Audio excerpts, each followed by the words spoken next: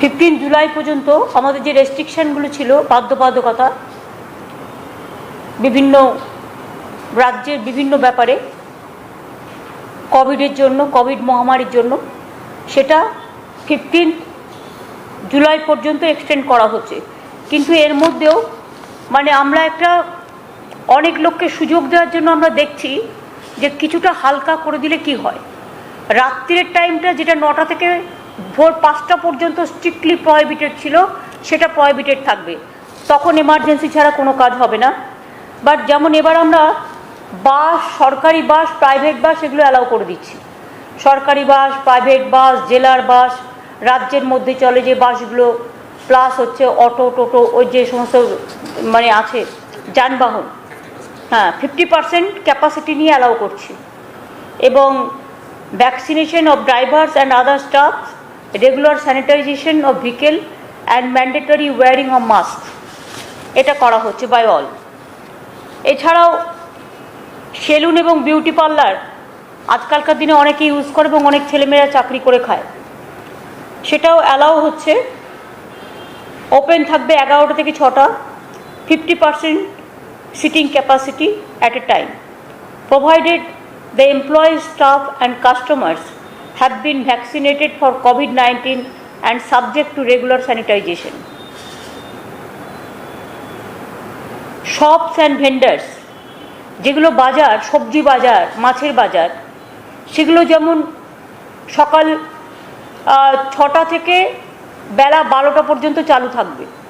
এটা 11টা পর্যন্ত করা হয়েছিল আগের বার, আরও 1 ঘন্টা বাড়িয়ে দিলাম। এবং সকাল 7টা থেকে ছিল, সেটা আমরা সকাল 6টা থেকে করে দিলাম। সকাল 6টা থেকে 12টা পর্যন্ত সবজি বাজার এবং মাছের বাজার খোলা থাকবে। বাদবাকি দোকান যে সমস্ত আছে সেগুলো আমরা পুরো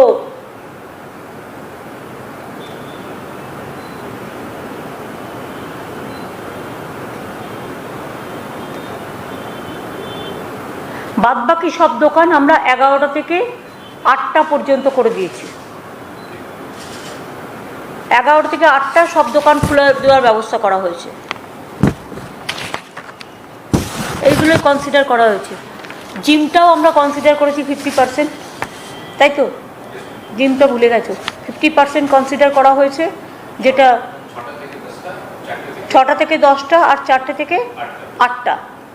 এটা হচ্ছে জিমে অনেকে যায়, জিমে তারাও 50% ক্যাপাসিটি নিয়ে এবং সমস্ত স্যানিটাইজেশন, মাস্ক পরে, এগুলো পরে করতে হবে।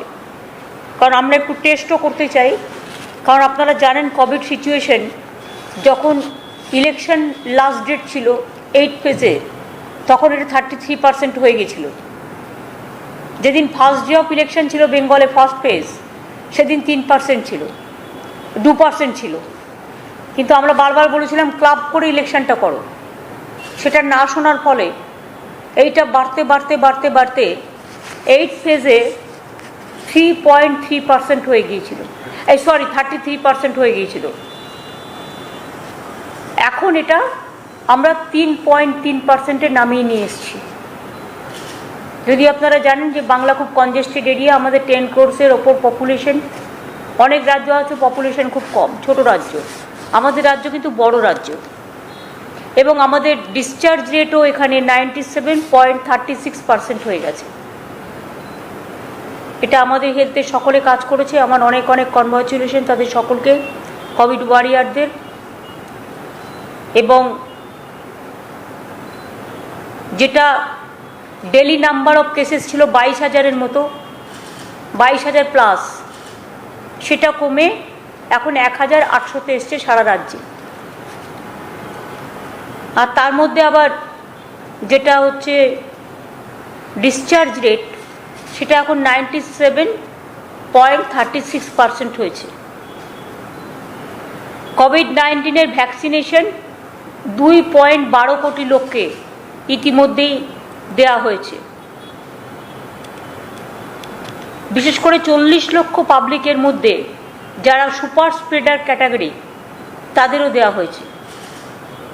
যেমন গাড়ির ড্রাইভার থেকে শুরু করে ডোমেস্টিক কাজের হেল্প থেকে শুরু করে একেবারে কেবল যারা কাজ করে থেকে শুরু করে প্রিন্টে যারা কাজ করে থেকে শুরু করে, চাষি থেকে শুরু করে, ওয়্যার হাউসিংয়ে কাজ করে, তারপরে কিষাণ মান্ডিতে কাজ করে, বাসের ড্রাইভার, অটোর ড্রাইভার, ট্যাক্সির ড্রাইভার, এদের সব দেওয়া হয়েছে। 2,12,00,000 ইতিমধ্যে আমাদের দেওয়া হয়ে গেছে। কিন্তু রেস্ট্রিকশন যেটা সেটা থাকবে, কারণ অনেকেই আমি এখনও দেখছি মাস্ক পরছেন না। ফিজিক্যালি ডিস্ট্যান্সিং এবং মাস্ক পরাটা এটা বাধ্যতামূলক করতে হবে, তার কারণ যাতে থার্ড ওয়েভ আমাদের এখানে এসে ক্ষতি না করতে পারে, এটা দেখে নিতে হবে। আর আমি আপনাদের আগেই বলেছি যে রিটেল শপ টপ এগুলো সব খোলা থাকবে 11 থেকে 8টা, খাবার দোকান থেকে শুরু করে সব। আর private and corporate offices may remain open as per normal working hours from 10 to 4 PM এবং with not more than 50%। Early এটা ছিল 25%, এখন করা হয়েছে 50%।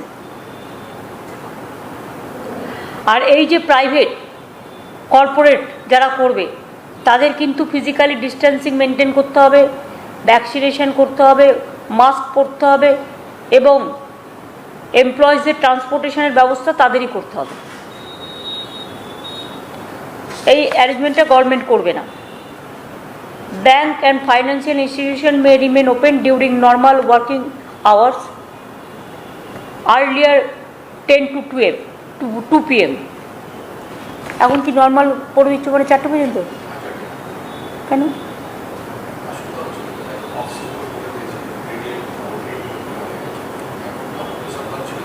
কিন্তু ওরা চাইছিল না এতটা। হ্যাঁ, এটা 10 to 2 থাকুক, কারণ একেবারে সব করা যাবে না, শেষকালে খুব তাড়াতাড়ি যদি আবার এটা বেড়ে যায়। সুতরাং দেখে নিতে হবে যে এমন কিছু আমরা করব না। আর আমরা এটা একটু ছেড়ে দেখছি যে এটা কি হচ্ছে, মাইনাস প্লাস কি, সেই দেখে আবার পরবর্তী পর্যায়ে ব্যবস্থা। এর উপরে কারো কিছু জিজ্ঞেস করার আছে?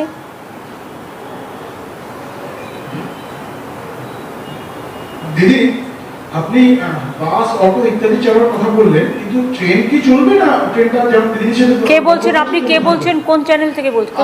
আমি সঞ্জু সুর বলছি, R+D। ট্রেনের কথা কি আমি আলোচনা করেছি? যখন আলোচনা করিনি তখন আলোচনা থেকে বাদ। এখন ওই পরিস্থিতি হয়নি।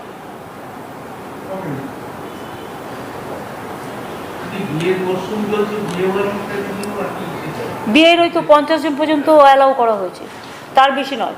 পলিটিক্যাল, রিলিজিয়াস, কালচার এখনও মনে রাখবেন 20 পর্যন্ত allowed. It may be inside, it may be outside. কেউ আমি দেখছি ডিজাস্টার অ্যাক্টকেও মানছে না, গায়ের জোরে নিজেদের কাজ করছেন। তাদের বিরুদ্ধে গভর্নমেন্ট কিন্তু ডিজাস্টার আইনে অ্যাক্ট নেবে, তা আইন অনুযায়ী কাজ করবে। কারণ আইন কিন্তু সবার জন্য সমান, আমার জন্যও যেমন সমান, অন্যদের জন্যও সমান।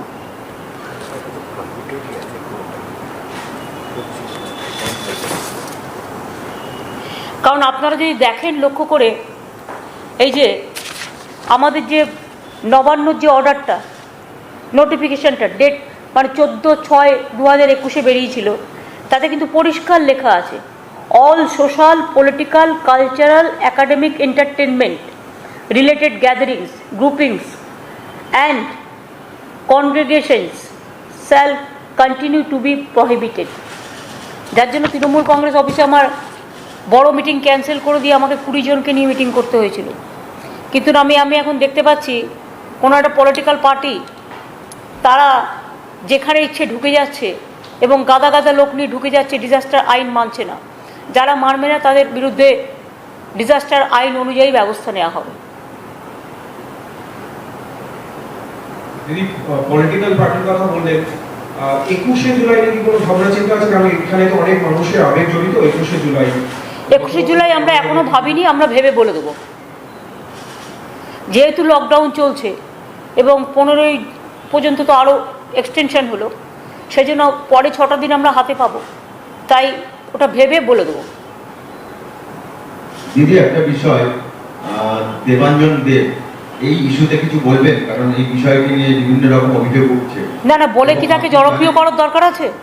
বলে কি তার নামটা বারবার বলছেন কেন? যে চোর হয়, ডাকাত হয়, প্রতারক হয়, তাদের নামে পাবলিসিটি করতে নেই। প্রতারক হিসেবে বলবেন, তাহলে আমি বলবো যে এই প্রতারক যে ধরা পড়েছে তার এত বড় সাহস, ঔদ্ধত্য, অহংকার, যে সে সমস্ত নকল করে, চিট করে। এটা তো সরকারের নয়, সরকারের ব্যাপারে কোনো ভূমিকা নেই, কারণ এটা সরকার করেনি। মানুষকে কখনো কখনো বুঝতে হবে, অনেকে আছে এসে বলে এই চিট ফান্ডে টাকা রাখুন।